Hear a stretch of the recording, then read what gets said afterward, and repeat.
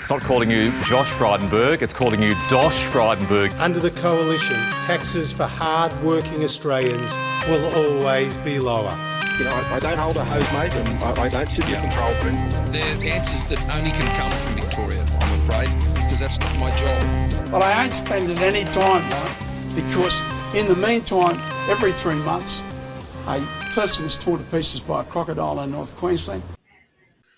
Well, g'day and welcome to another episode of Hard Hats and High Vis. This is our 17th episode, trawling through the pre-election coverage, and now on the other side. And joining me today is Jack from Hong Kong. Hong Kong, Jack, how are you, mate? G'day, Jack. Very good to have you with me again. I just want to remind our listeners that if you like what you're listening to, give us a 4 or even 5-star review on your podcast app. We can take that kind of flattery.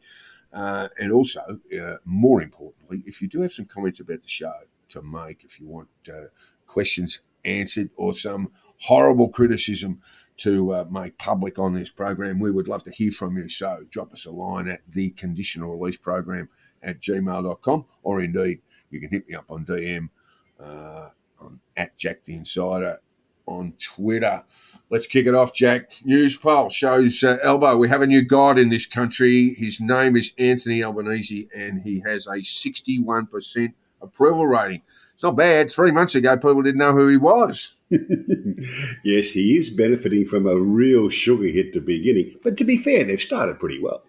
61% approval rating. Labor up 3 points. Coalition down 3. Others, Greens, and when I say others, Indies, etc., have not budged. Greens haven't budged, and Fon is up 1. It just seems to me that the voters were perhaps a little unsure. They were pretty sure that the last government had been in there too long and gotten a bit tired. So they were keen enough to get rid of those. They weren't too sure about how Labor was going to go and about who Anthony Albanese was and how he would go as Prime Minister. But he's got off to a good start. So this is a tick of approval, if you like. Indeed. I think there's some brand recognition there too, mate, that perhaps wasn't there pre-election. Yes. And I suppose, I mean, you could put you and me up against Scott Morrison, we'd go okay, wouldn't we? Well, you put anybody up against him except Bill Shorten. Yes, that's true. I guess there's only curiosity value in a poll at this particular stage of the election cycle. We have gone past 12 o'clock there, well and truly. But it does tell me the coalition needs to be very, very careful how it handles itself in opposition. As I said, dropped 3 points, and that takes their if it were to be realised an election, their primary vote into the very low 30s, and they can't win. Certainly can't win from there. I think the trick for them is not to appear like they're just having a short spell in opposition after being the natural party of government. What do you think, Jack? Well, I think there's something very odd about commentators wanting the coalition to engage in a serious public review, almost like a struggle session. It seems like it's sort of a truth session, Jack, when they all sit in the room and just tell each other what they think of each other. This is the culture. I'd pay good money to stream that, Jack. This is a culture revolution stuff, you know. It sort of looks like it's from some of the commentators at least. It's a punishment for apostasy, for ignoring the orthodoxy of the media. So I don't see any upside for that for the opposition. No, I don't either. Other than it would be hugely entertaining. It would be great fun. We'd be watching it, you know. But for the opposition's point of view, no, they shouldn't be doing that. I mean, they've got some problems. Their party machinery is a bit of a mess, but then that's true of Labor as well. Federal Labor is about to intervene in the Tasmanian branch. The Victorian branch is a mess, even while the government in Victoria is going okay. So both parties have got some serious things to do to fix up their party machinery, but that's the sort of stuff that should be done as much as possible behind closed doors. As for the opposition in Canberra, Their job to do at the moment, I think, is to get the team right, get the process right, and just grind away and ignore all the short-term polls and just concentrate on being as good as they can be as an opposition. As an opposition, that's what I mean. Yeah. I think that really needs some sort of separate form of definition, because if they go around saying, look, we're just having 3 years off and then we're back as the natural party of government in this country, I think they will get walloped if they go down that track. It doesn't tend to work like that unless the government really makes a mess. It's very hard to win it back after one term unless the government makes a dog's breakfast of the thing. Yes, indeed. No, look, well said. So, okay, as we've been saying all along, the chance of the person appointed leader of the opposition after an election defeat ever getting through to government as Prime Minister is almost zero. Statistically, I don't think it's been done in modern Australian politics. So, no. There is that sense that he is sitting in the sitting in the coach's box, waiting for a Clarkson type figure to emerge, Jack. Yeah, he's got a job to do, but that job may not carry him, probably won't carry him right back to the Prime Ministership, but he's still got an important job to do, and he should get on and do it. All right. And very sad news over the weekend. Archie Roach, passed away after a long illness at the age of 66. Paul Kelly, and this has made headlines around the country, the great Australian songwriter and collaborator with Archie Roach, made the comment, Archie Roach, big tree down, weeping in the forest, in tribute to his beloved friend. Archie Roach died at Warrnambool Base Hospital over the weekend. I would just ask all of our listeners, if you haven't done this, have a look, live or studio recording on YouTube of Took the Children Away, and it is a magnificent song. Hard to listen to that and jump up and down. It is one of those songs that you need to listen to every word of. So have a listen to Took the Children Away, probably his most famous song. He was a member of the Stolen Generation, Jack, and this led to a bit of a snafu at The Guardian over the weekend, where they described him in an obituary as a member of the so-called Stolen Generations. Did you see that? I did see that, yes. Now, for those who don't know, what happens with obituaries is they are written well in advance. I'm not sure how many years ago Archie Roach's Guardian obituary was written, but that phrase should have been picked up straight away. As it stood, it was a subject of great criticism on social media. The Guardian was, at least, for using that term, so-called Stolen Generations. And I believe it was changed earlier today. We're recording on Monday, the 1st of August, but it was let go for a weekend. An Indigenous businessman, SBS board member, Warren Mundine, said using the phrase so-called stolen generations was a big insult, particularly to Roach, a man who was loved by all Australians. That's fair comment, isn't it, Jack? Yeah, it's pretty fair comment, yeah. Yeah, it's just a nasty thing. See, what happens in newspapers, even if they're just online, is they've got these files stashed away in the cupboard, awaiting people's deaths. They used to have more people employed at these newspapers, which made keeping the obit files up to date a little bit easier, because you always had someone whose beat always need to be updated. Yeah, always had someone whose beat that they were meant to be covering was a bit quiet, so they could be sent to work down in the obits. Go and update 4 obits for me this afternoon. Yeah. Well, I wrote an original obit for Bill Waterhouse, mate, and I wrote that 10 years before he died. So there's actually quite a long period between the writing and the actual death that needs to be updated as you go. And had that been passed under the nose of an editor, even a sub-editor, they would have gone, oh, let's get rid of that. I don't know what the context of so-called generation was in the Yeah, no, nor do I. first The obit section of the British newspapers used to be some of the best reading you could ever do in the telly and the. It's a particular skill. An the obituarist. Guardian. An obituarist is a particular skill. A very fine one at it was my mate and former colleague Graham Leach, who's no longer at the Australian. He was the letters editor and the obituarist. But often he would be palming out obituaries in preparation for people passing away. It's a rather grim business, Jack. It's like actually it's worse than going through the obituaries itself and looking for people who died just to see if you knew them. It's actually planning and preparing for a death, because you can't. I mean, can you think about it from a television point of view? You've actually got to put a reel together of the highlights of that particular person's life, and they can't just do that bang, because if someone passes away suddenly, 4:00 in the afternoon, you can't just cobble together something that's going to be worthwhile in the space of an hour or two.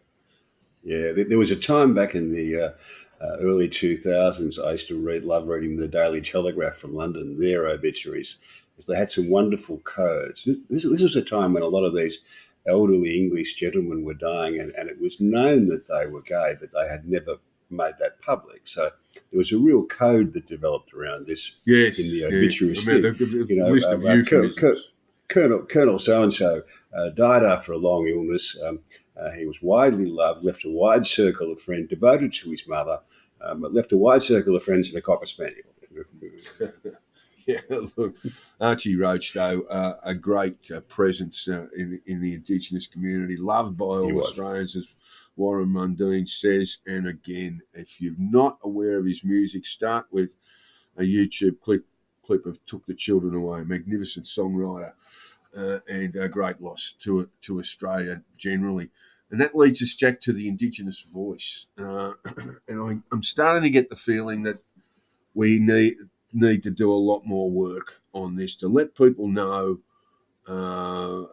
what's actually planned. What's planned in the Uluru Statement from the heart, the process that's involved necessarily includes a referendum, and just how our politicians are going to communicate why it's necessary to the population.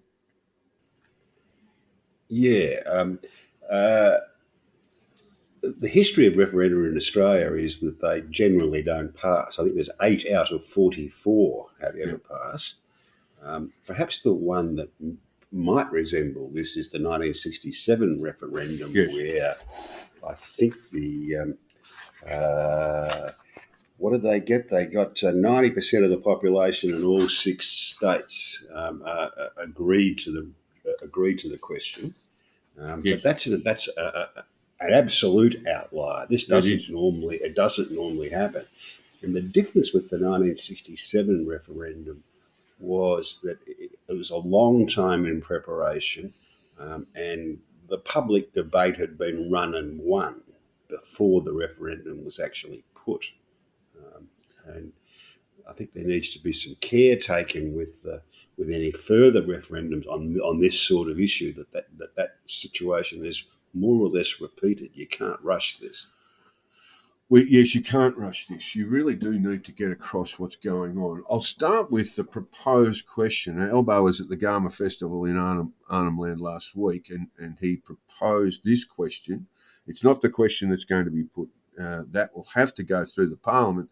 But one proposed question from Elbow was, do you support an alteration to the Constitution that establishes an Aboriginal and Torres Strait Islander voice?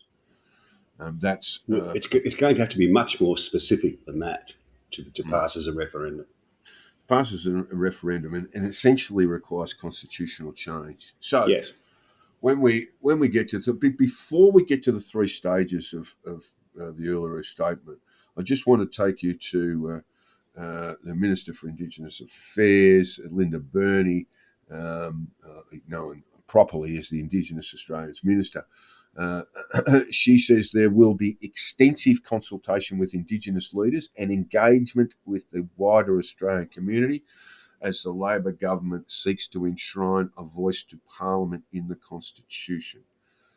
And that seems to me a very good process. But let's just quickly go through the three stages. We don't want to go through them quickly. We actually want to give them some length. So the Uluru Statement of the Heart was essentially an expression from Indigenous leaders around the country of how we might go through a proper process of formal reconciliation. And it involves a sort of three-step process. Part of that is constitutional recognition, which requires a successful referendum.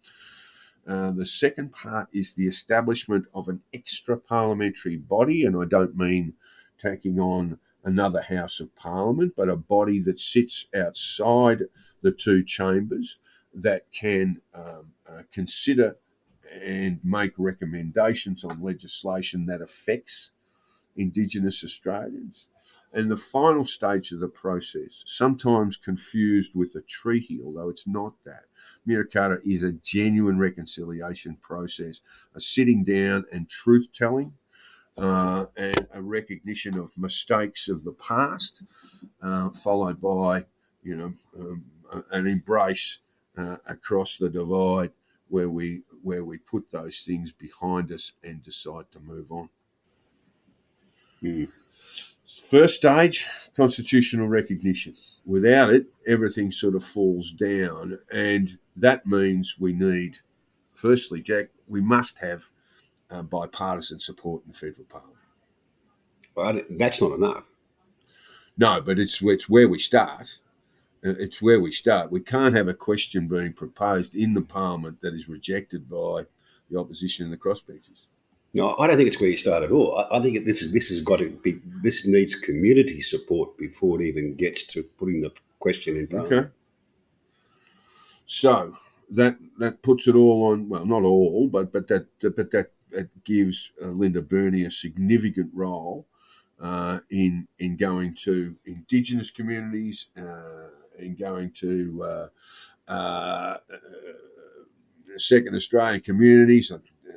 And explaining why this is necessary and why it's necessary now. Yeah, that's right. It really requires the hard slog of convincing people that what's proposed is a good idea.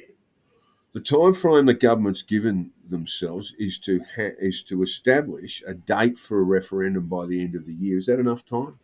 No, I don't think so. I don't think it is. So in the end, while it's a very, very important process for the nation to go through, that doesn't mean that it's time critical. That really means that you have to do the hard yards over a period of time. Perhaps we could extend that to Labor's second year in government, a process of at least 18 months of discussion within the community about this process, but also about the question that is going to be put to Australia. My gut feel is if they push this through quickly, it will fail. Yeah, I've no doubt about that, and I don't know. There's nothing scientific about that.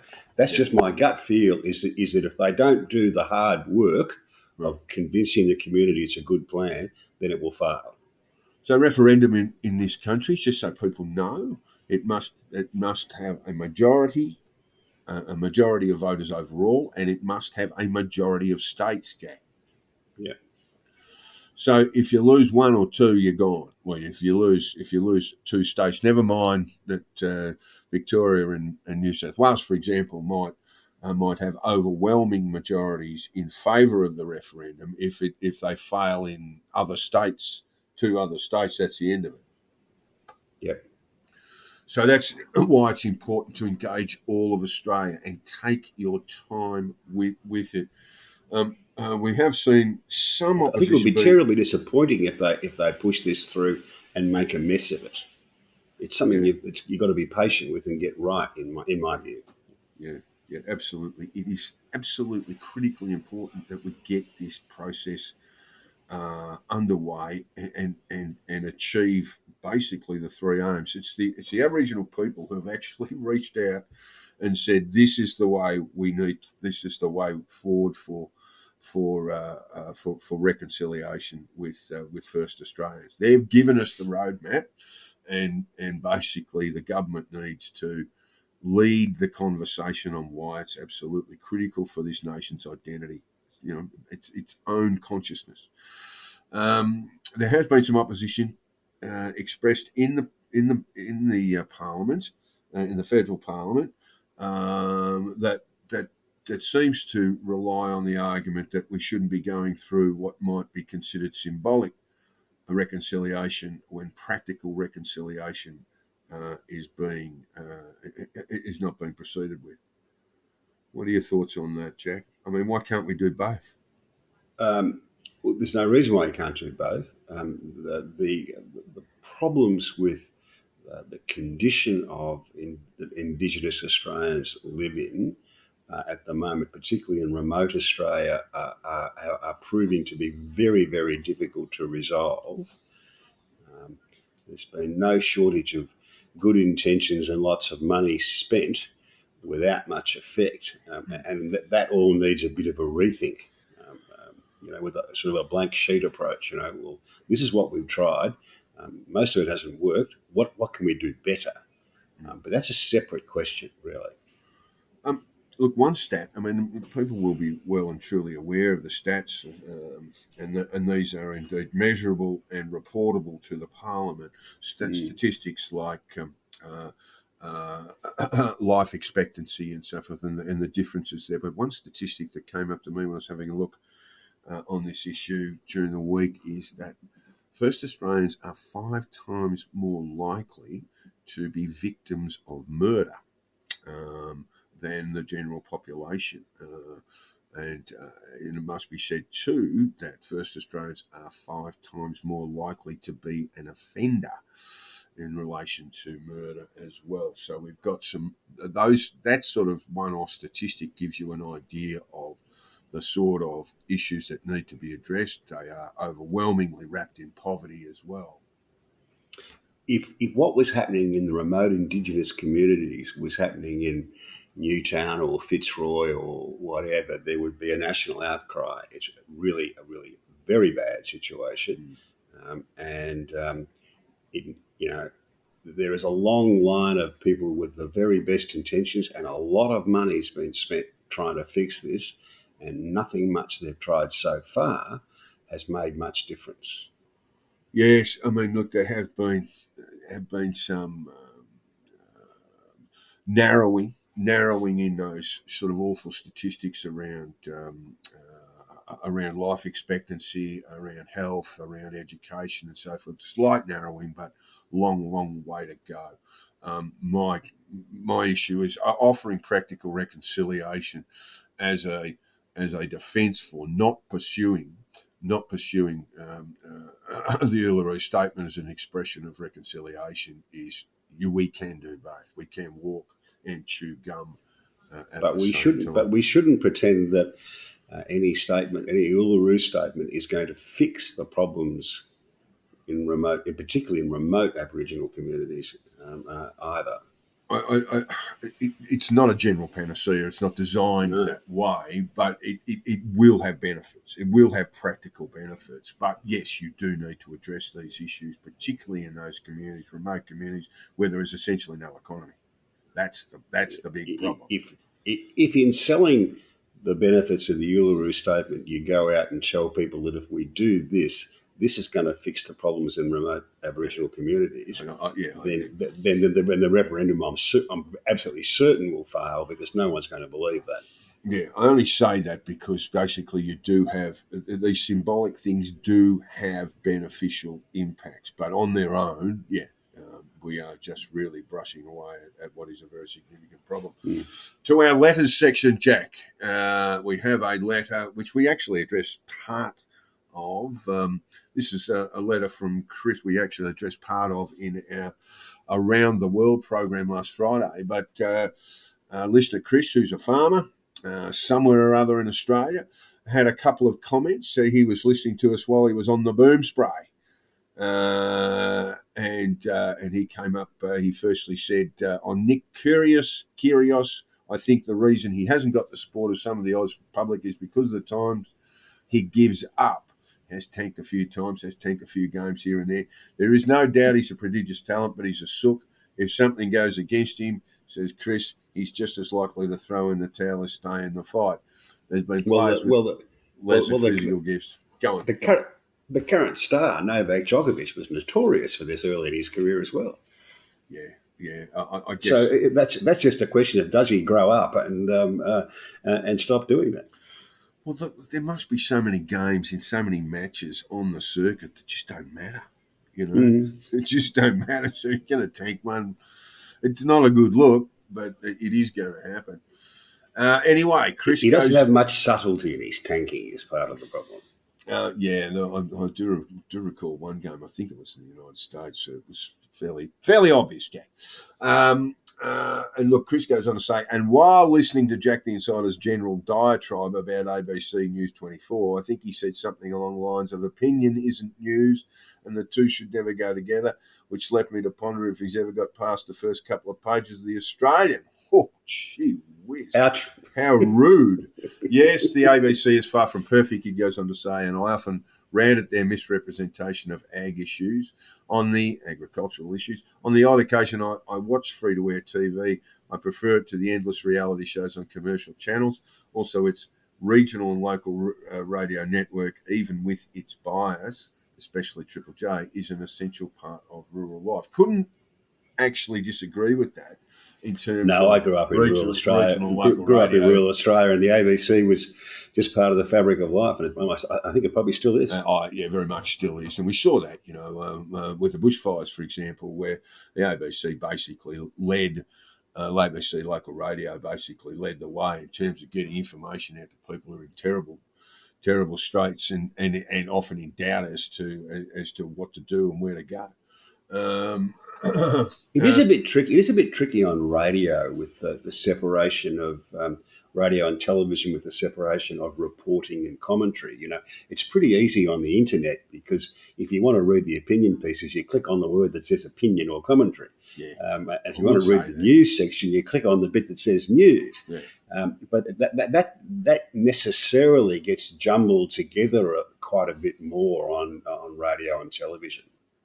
Yeah, look, it can be, and that's right. So basically, if you've got the big word on the web page or in the newspaper that's starting with O, you'll know you've moved into the op-ed section.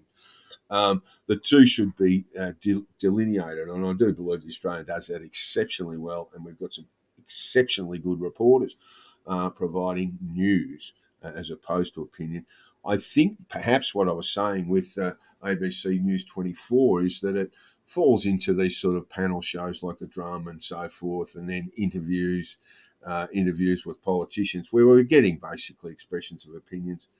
Nothing really wrong with that except to say it isn't news. My big problem with ABC News 24 for Lawrence's ears and others is that is a huge money suck and necessarily, has led to cuts in other ABC, other ABC media across into local drama production and comedy production and other news and current affairs have been stripped back in order to sort of bow to this great 24-hour channel, which is really sort of about 18 because 6 of those are provided by Al Jazeera and BBC. I don't know that it was ever necessary with ABC's, I think, 3 other channels to provide a dedicated news program and suck all that money into news when they've got a lot of other things to get through. especially when you're claiming you're short of money.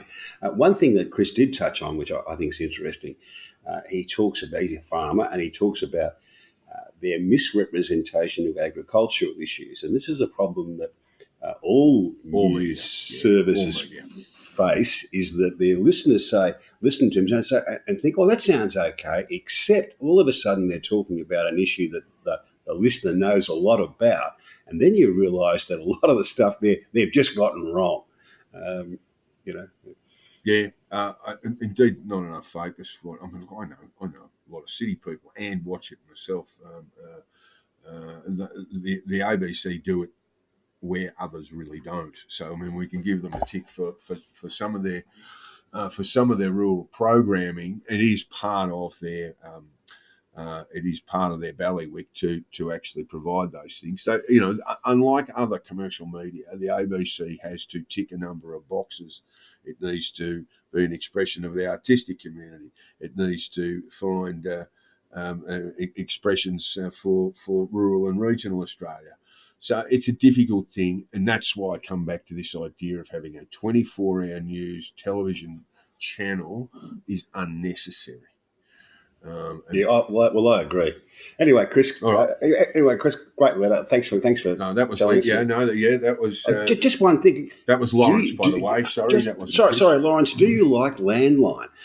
Quite a few of my expat pals in Hong Kong love it. Yeah.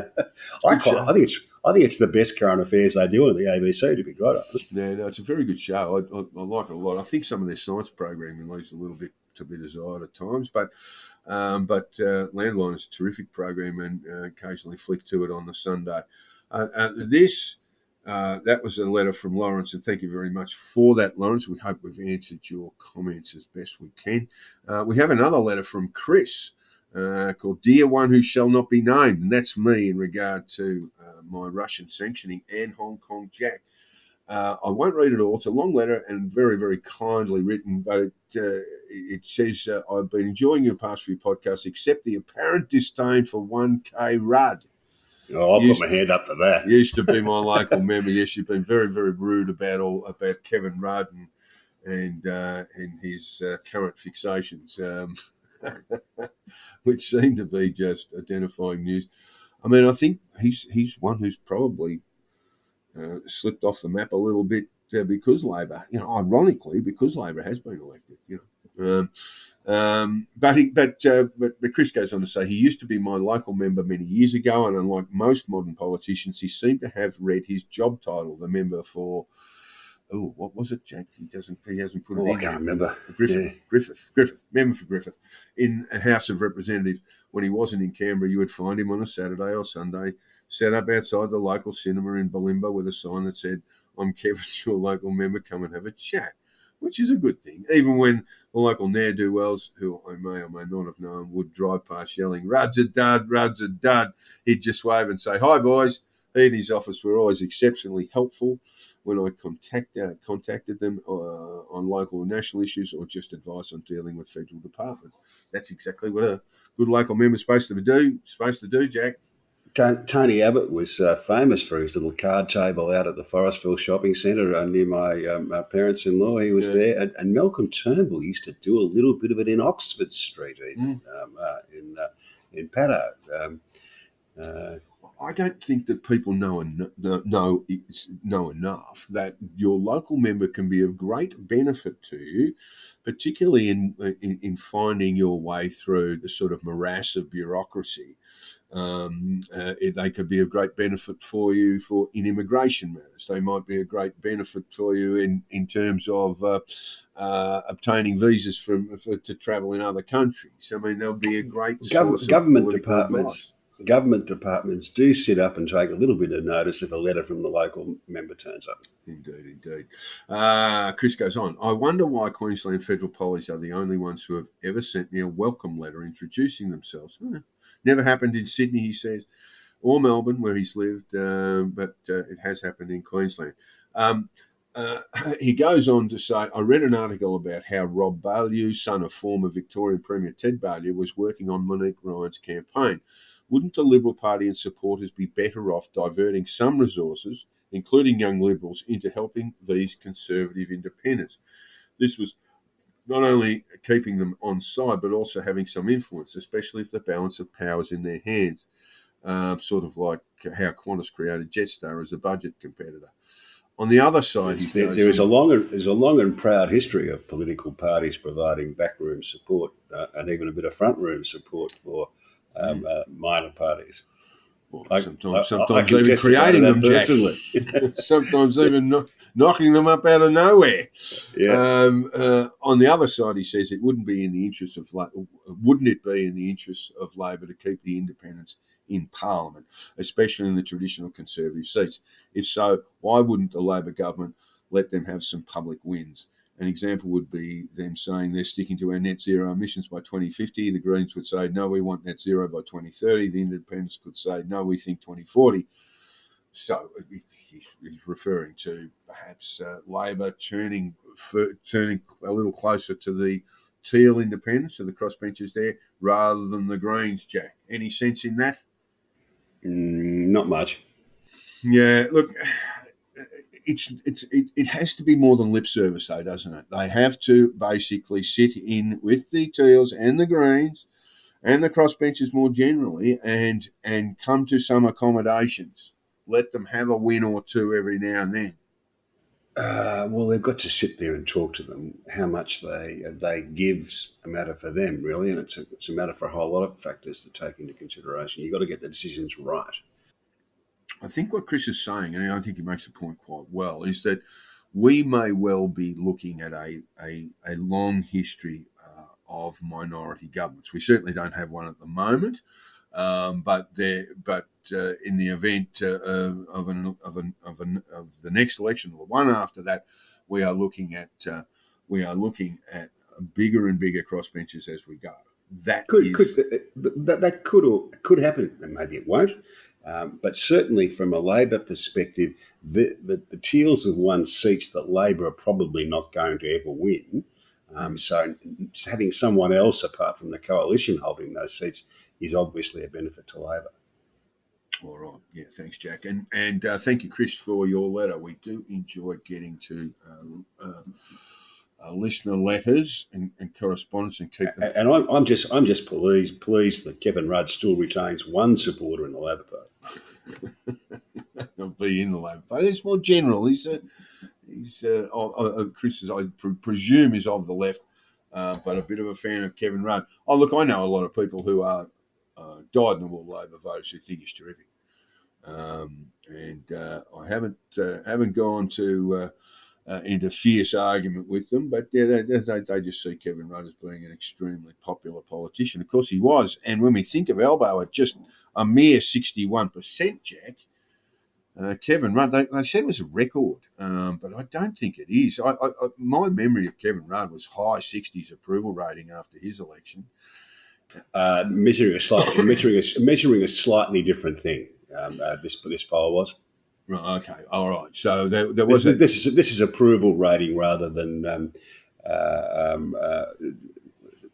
I'm not sure what the Kevin 67 maybe it was preferred Prime Minister. It could have been preferred Prime Minister. There was that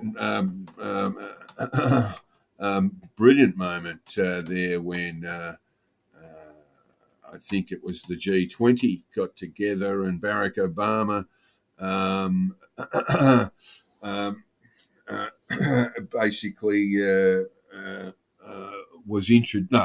Barack Obama got up and introduced the world's most popular politician. And Kevin Rudd puffed his chest out. I have that image of it. Perhaps he didn't, but I have that image of him puffing his chest out because he did have the 60-point plus not approval rating, a prime minister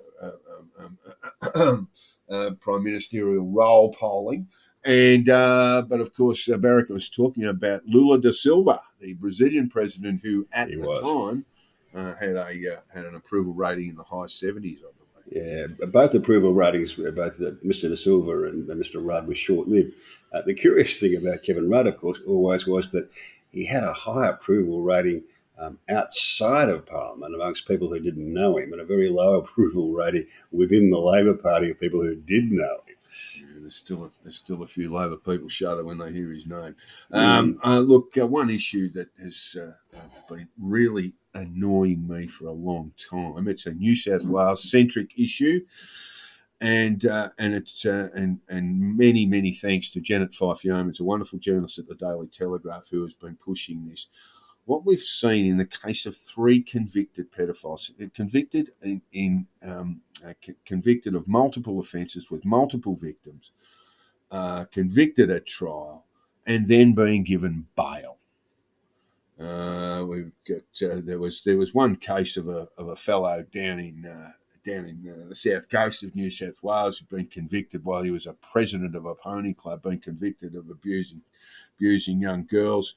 And was bailed with a number of provisions in the bail, including one that he not visit the pony club, but he actually did. And even while he breached those bail, this is post-conviction, by the way. We're not waiting for a process to determine guilt or innocence. It's already been determined, and these 3 pedophiles have been allowed to basically wander around the streets. In the meantime, the New South Wales Attorney General has got very, very upset about this, and basically through the DPP have sought to have these bail laws overturned, not bail laws overturned, but these bail calls overturned. But in one of those cases where the Supreme Court just went, look, we're not going to be told what to do by the government. Rejected the arguments of the council, and basically these 3 pedophiles convicted of offences, as I say, not subject to determination of their guilt or innocence. That's already been done. They're still walking the streets and still awaiting sentencing. Jack, need to know your thoughts on this. You're a lawyer. Yeah. It was sort of done a bit quickly, would be a concern, and the drafting doesn't seem to have been of the best. Right. And I think Garling's got a point that what the law seeks to do is very hard to achieve. It's very hard for him to be satisfied that it's actually impossible for someone to be given anything other than a full-time prison sentence. And that's what the law seeks to do. So if it's likely they're going to get a full-time prison sentence, they shouldn't be out on bail.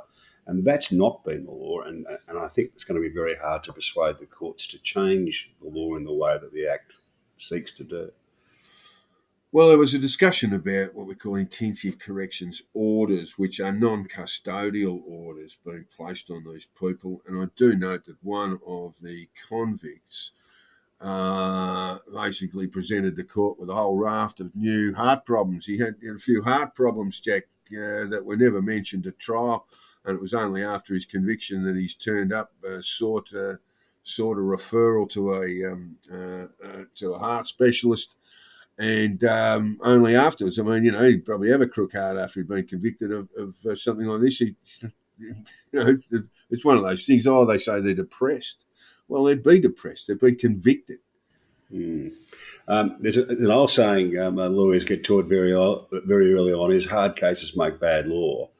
And sometimes when we seek to remedy what we see as an injustice, we pass laws that aren't good laws. And I'm not in favour of this kind of a change to the bail laws, even if as a community we're dissatisfied with some of the results of it. Well, yeah, I'm bound to be dissatisfied with the results, mate, because in one case we had one fellow on bail. Term of his bail was that he not attend where he had committed a pony club where he had committed and lured children, and then he turned up there. I mean, it's a clear. Well, I think that's a different question. Breaching bail conditions is different to not being able to get bail because it's likely that you're going to be given a full-time custodial sentence. Yeah, they're actually two separate questions, I think. Okay, all right. Well, look, for our listeners, particularly in New South Wales, have a read of the Daily Telegraph. Have a look at Janet Fife-Yeoman's reporting. It's been excellent. She's a wonderful journalist, has been for many, many years. And this is kind of the Daily Telegraph's push at the moment, I must say. When I think you get convicted of an offence like this, regardless of your age, regardless of your state of infirmity, you should be whacked off to jail. And I do know from some of the old cons that have been through there, Jack, they reckon the public health system in the Slam is pretty good, better than outside. Some of them reckon. Yeah, I think we were talking the other day about Norm Gallagher's sentence. BLF secretary. The BLF chap back in the day. And I can remember sitting in the court while the submissions were made that he shouldn't be given a custodial sentence because he had pre-diabetes and a health condition, etc., etc. And it's fair to say that Norm came out when he went in. Yes, that look, you've just got closer access to the public health service. That's why. Yeah, and that's why it's better. And probably a few less frothies and all that sort of stuff. Yeah, yeah. Look, it's. I mean, my natural inclination is, I'm a bit Rumpolian. I would have made a terrible judge. I'm not all that keen on banging people up in jail, even if they've done the wrong thing. So I'm reluctant. I'm a sort of a pro bail, small sentence kind of lawyer. Oh, mate. No, mate, look, this is where we are going to. We're going to part company on this one too, because the three pedophiles in question, I would just say, yeah, look, how old are you? 78? Yeah, we'll give you 20 years, and we'll see you later. Look, you'll get terrific health service while you're there, but you're not coming out. Well, you probably haven't sat across the table from as many clients as I have, so it probably makes a difference. It just seems to be a no-brainer for me, certainly in the case of Duncan. But look, let's move on. James Packer, he's dropped a bit of weight and he's dropped a bit of dough. He's contributed a reported $250,000 to Julian Assange's legal fighting fund. To be fair, he probably found that behind the couch cushions, you know. And, it was just in the ashtray, of his car, mate. Looked in there, rumbled through some. Oh yeah, there's 250 large there. Yeah. It brings a wider question. I would like to talk about Assange as a special topic for one of our future episodes. What's your view about Assange? I mean, it looks very likely that he will go to the States. I can't see any other way around it, that he will go to the United States and face trial there for what are very, very serious offences and come with life sentences. Does the punishment fit the crime? The crime in this case is releasing classified material and publishing it through the WikiLeaks website, and then later through various major mainstream media organisations. Well, I can see why at least part of the intelligence communities around the world like to see people punished for this because they want to discourage a repeat of this. And that's because publishing this sort of stuff very often puts at risk the people who, the intelligence community themselves, yes, members of that community that was the argument. Or people who they have been recruiting to assist. So you put their lives at risk, so there's a good argument that you need to discourage this sort of activity. On the other hand, as I said, I'm not much of a one for banging people up for. Been locked up for a long time now, hasn't he? I mean, a lot of that was self-incarceration, self-detention.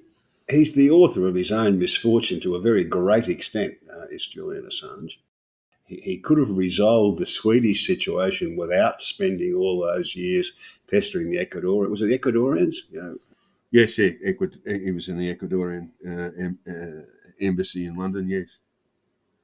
Cupboard boy, I called him, and boy, I called him in a couple, and I think we called him toilet boy after that because he basically snaffled the women's toilet at the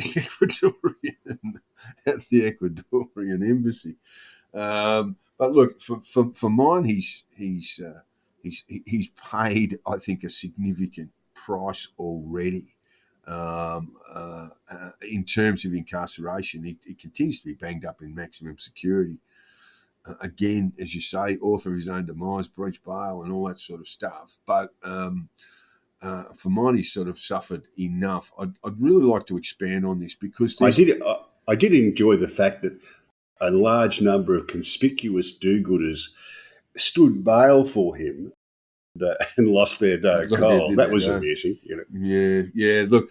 There's sort of two Assanges, Jack, and the community, the WikiLeaks community, members of them left in their droves when it seemed like Assange had set him up, according to Mike Pompeo, as being a sort of extra-national intelligence organisation. So he was actively involved in the business of spying and picking sides as well. But again, for mine, I think he served his time. We are going to revisit that, Jack. We will go through that as a major topic because there is a long, long story behind Julian Assange, and we want to try and cover all of it. But in the meantime, we did promise to talk about childcare policy in Australia. Now, Jack, you don't have young children. You might be about to have, well, you've got some grandchildren. You've already got some grandchildren. I've got three of them. So you're obviously taking an active interest in their educational needs and care needs. Labor has, and we talked about this in the program earlier, Labor has a program which pays a percentage of the childcare subsidy up to people and including a total family income of $500,000 a year. If you're on $500,000, $530 to be precise.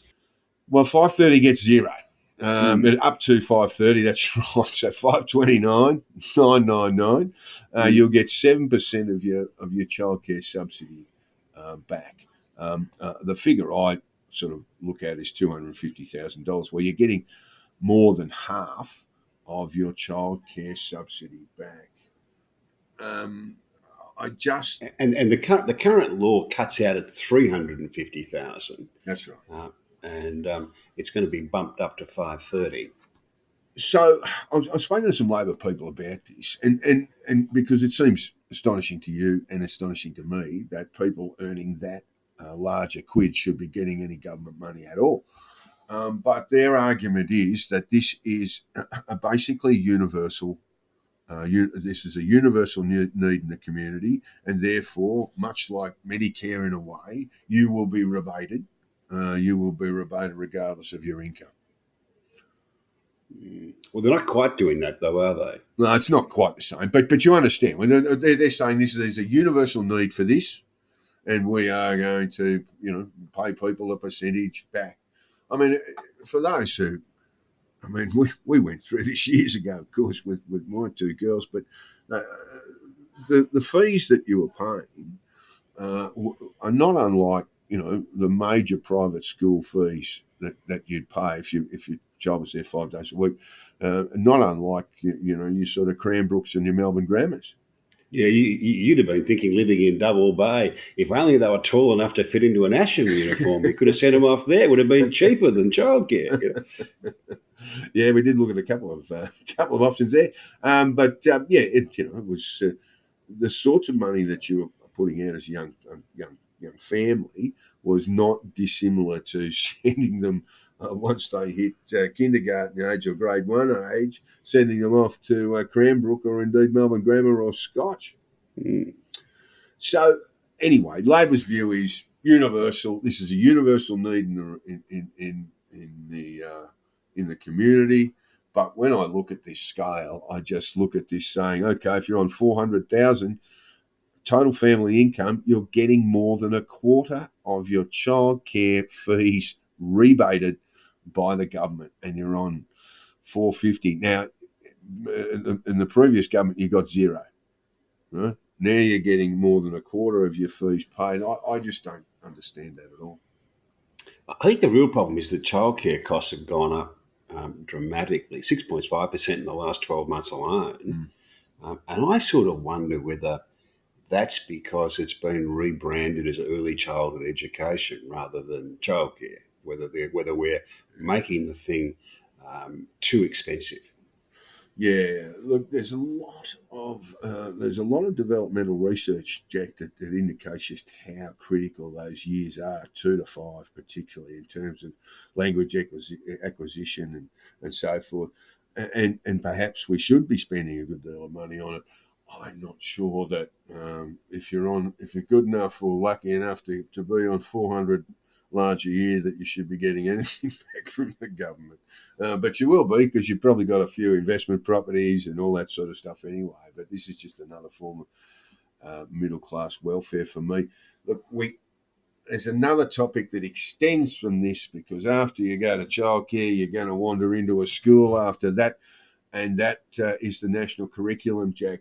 There's been some very early criticism of a national curriculum from school principals, who are saying that this 750 page weighty document is unworkable and impossible to teach. Well, I've read the lot. Look, I dedicate myself to at least flipping through it. I will be reading most of it in terms of what's relevant per subject before next week. But there is early consideration. These things veer into the political so easily. Firstly, it's a good thing we have a national curriculum, Jack, because for many, many years we didn't. And that meant that Queensland was a year behind in maths. And we do need to have these sort of national standards. But let's agree. We're not doing Queenslander jokes, are we? we were on that path, Jack. We were headed down that way. Yes. Can I just clarify? When I say I've read it, can I just check? There's no test on this. There's no test. You might have to. You might have to go. What do they call the Austrian test? No, that's not it. You might have to, if you're in grade 4 and it's grade 3, grade 5, and then there's a secondary compulsory test to determine your levels of literacy and numeracy, and the results aren't great. 50 years ago, no country had a national curriculum plan, and now a lot of them do. And I think if there's a good one that suits and it fits the country, that's really good. But a bad plan is worse than having none at all. Yeah, I'm not so sure about that, because you do have these sort of different standards being taught across the country. And, if you're ever in any doubt about that, ask a Queenslander who's 30 years of age or older for some basic arithmetic. They're going to battle through it. Anyway, look, we are going to devote our time not just to Julian Assange, but for next week, but we'll also look at the national curriculum. And I promise I'll have read it. Well, the important parts anyway. I'll have time to revise it. I will, I'd say, be doing a little bit of flipping. And as we wind up the show, Jack, to sport, are my beloved Blues gone? Are they out of the race now? They're currently sitting 7th. They've got to play. They've got to play the Lions at the Gabba, which is probably the toughest assignment in football. Then the D's at the G, and then Collingwood at the G's. Collingwood at the G, and all three sides are going better than them at the moment. Well, this is the real test for them. Is at the moment they've what are we, round 19 or something, and they've beaten two real contenders. They've beaten the Swans in May, and they beat Fremantle a little bit more recently. And now they get to find out whether they really are contenders themselves. If you're the coach, that's the way to approach it. It's exactly the way to approach it. They were very, very poor against Adelaide, and a very well coached Adelaide, by the way. They were extremely hard. Who were very good, I've got to say. Yeah. I think they would be absolutely delighted with the efforts of their new coach, who's really got them, I would think, in an elevated stage of development, because they are in a rebuild. Adelaide Crows. I mean, they were not far away from being wooden spooners last year. No great expectations around them this year, but they've just proven themselves to be hard to beat. It's almost like a Swans. Yeah, they're good. They're good competitors, and they've got some good young players, and they're going in the right direction. To be fair with the Blues, where they finished up last year, about 13th or 14th? Yeah, 13th. Yeah, so with about 8 wins. Yeah, so they've definitely improved, but I think they are much, much better. The club looks much, much better. The crowds are back. Everything's going well. Just the real test over the next 3 weeks is their best just quite good enough yet? And I suspect maybe it's not quite, but but we'll find out. Plenty of upside. But look, if they do get rolled against Brisbane and then against Melbourne, a delicious prospect. They need to win one. Delicious prospect of them beating the Pies in round 23 before the finals. That really does appeal. And finally, Jack, the Commonwealth Games. Why don't they just call them the Australian Games, Jack? Because we're just absolutely cleaning up there, cleaning up in the pool, cleaning up on the in the velodrome, cleaning up everywhere. Why don't they just call the Australian Games, and then there are some other people come along too. I keep forgetting the Commonwealth Games are on. Oh, mate, I watched it pretty much overnight on Friday night. Well, it wasn't anywhere near the biggest sporting story in the UK this morning. That's right. By far the biggest sporting story was the Lionesses. The England women's team, won the Women's European Championships 2-1 after extra time. They beat the Germans. And they won that in front of a crowd of 87,000 people, which is a record for any type of European football championships, men or women.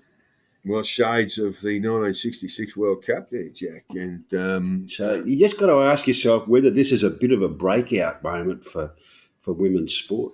Oh, women's soccer, I think, in the UK. I mean, that might be sound a little bit patronising, but they are, the Premier League have their women's clubs, and it's well supported now too. But as with anything, where the Brits beat the Germans, beat anyone in Europe, they'll be you'd just be happy if you owned a bottle shop, wouldn't you?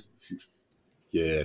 Well, it's good news for our Aussie Sam Kerr, because she's a star in the Women's Premier League in the UK, and this is all going to tip more money into that. So well, you just get along. Her back manager will have a grin on his face. I know Hong Kong aren't allowed to be represented in the Commonwealth Games anymore, but you get along and watch the Commonwealth Games, mate, and you will feel, just this surge of patriotic spirit. They are absolutely dominating at the moment. So with that, we will leave you. Just before what else you got, Jack? There's a little piece from Jan Moyer in the Daily Mail. A lovely newspaper, the Daily Mail. Oh, it's fucking awful, but go on. She writes a column in there. She says, the old joke about country music is that if you play a song backwards, you get your job back, your wife comes home, and your lover never leaves. Oh, I think it's supposed to be your dog returns too. But your dog returns. That's how I understood it too. But she's talking about, well, now that we're moving into the rise of self-drive vehicles in America, a cowboy friend of hers wrote to her and said that surely it's only a matter of time before someone writes a country song about a guy's truck leaving him. Or a dude leaving the road. There have been one or two problems there with the self-drive cars, Jack. Don't think they've notched up a fatality yet, but there have been a few bingles. I'm not sure. Look, it would be terrific if you just jumped in the passenger side and just sat there and basically the thing moved around robotically. I have seen it done. It just seems a little scary to me, but thanks for bringing that up. I call those a taxi. That's right, yeah, but there is a physical human being sitting at the wheel. Yeah. That's the thing. There's some elderly chap driving a red and white Toyota Crown Comfort, and I'm in the back seat. We'll keep that going. Well, thank you, Hong Kong Jack, and thank you to our listeners for another episode of Hard Hats and High Viz. And again, we encourage you to drop us a line, and we will read you on air, regardless of how rude you're going to be, and that's a nod to you, Lawrence. So drop us a line at the Conditional Release Program at gmail.com, or get me on Twitter in my DMs there. You know how to get hold of me there. And thank you once again for listening. Good on you, Jack. We'll catch you next week, mate. Cheers.